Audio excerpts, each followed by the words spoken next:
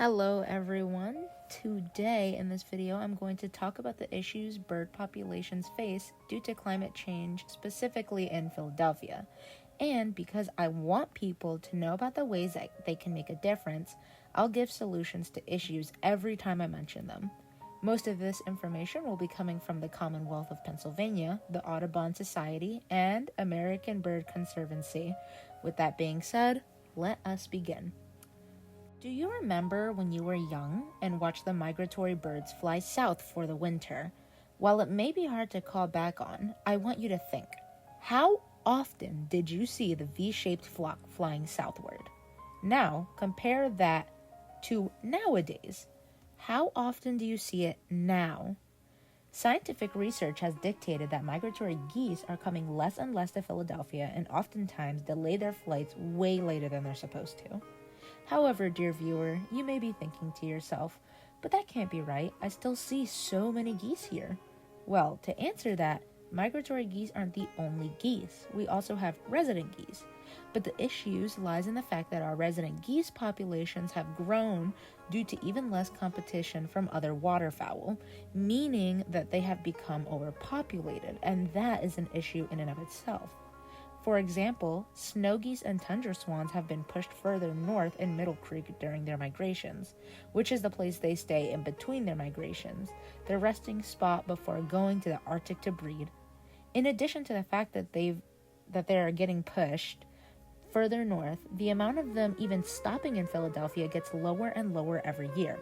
If you'd like to read in depth about this, the number of geese each year and month, and other facts, the information was taken from the Commonwealth of Pennsylvania article, Snow Goose and Waterfowl Migration Update. As I described, the population of waterfowl and snow geese have decreased greatly. Referring back to the article, scrolling to the bottom of the list shows the dates and the population of the birds migrating here. In 2018, around 200,000 waterfowl and tundra geese showed up. In 2025, a staggering 70,000 remain. The numbers speak for themselves. Migratory birds can hardly sustain themselves or handle the ever-changing weather, struggling to survive in a landscape quickly changing in ways that no longer benefit them, giving them no reason to stop here anymore. They can hardly find the food they rely on when they come here because of invasive plant species such as the Japanese knotweed, leaving them unable to replenish their tired bodies from the long flights they've already taken and the long flights they have to continue to take, leading them to utter exhaustion.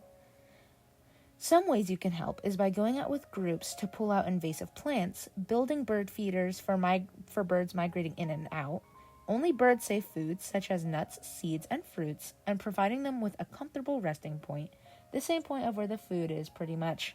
It allows them to rest their wings and gain the ample amount of energy they will need for their departure. Besides that, birds also face life-threatening dangers according to Audubon Philadelphia. When migratory birds fly in, the lights and architecture destroy their understanding of the environment that they are required to fly through. That confusion causes them to fly aimlessly until they're exhausted, causing them to be vulnerable to threats such as birds of prey, cats, and stray dogs. They're also at risk of crashing into buildings. Think about when you go to the city, or if you don't live near one, I'm showing images anyway, so you can take that for an example. Look around and you'll notice that almost every building is made of glass. Now, it's a known fact that birds aren't able to see glass because their eyes can't perceive it as a solid surface, only as a continued path due to the reflections of the trees and the sky. So imagine, when they are looking at that glass and imagining a continued flight path, they're going to fly right into it. After they fly into the glass, they knock themselves out and die on impact once they hit the ground. And Philadelphia is a very industrial city. It's saddeningly very common to see dead birds who are victims to that on the ground. This isn't the only issue that cities and broader civilizations present to birds. Light pollution is another glaring issue. Artificial light stemming from our light bulbs disorient birds, affecting their cognition and sight. This is especially an issue for nocturnal flights, where the lights are even more glaring. The issue by itself has caused over 1,000 deaths in birds, and are just among the few in millions of deaths, according to Audubon.